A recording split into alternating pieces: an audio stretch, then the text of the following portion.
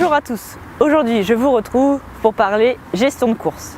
Les coureurs les plus débutants ont du mal souvent à trouver leurs limites et l'allure à laquelle ils doivent courir. Je vais donc vous donner quelques astuces pour gérer au mieux votre course. Grâce au meneur d'allure, vous allez pouvoir décompresser et ne pas gérer votre course. Les meneurs d'allure auront un tempo à respecter par rapport à chaque kilomètre. Donc pas de panique, vous avez juste à suivre la voile de votre temps de prédilection.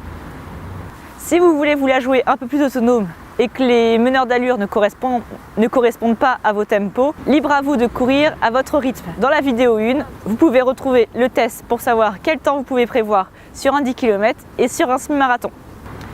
Sur le parcours, vous retrouverez deux zones de ravitaillement durant la course. Un au 5 km, un au 10e kilomètre.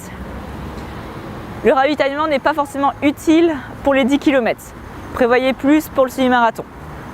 C'est hyper important de s'arrêter au ravitaillement parce qu'il faut s'hydrater, faire le plein d'énergie.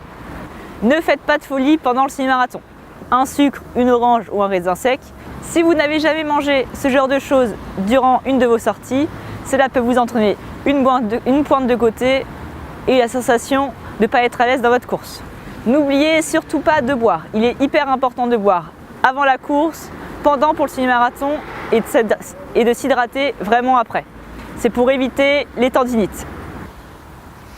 Dernier conseil, ne partez ni trop vite ni trop lentement.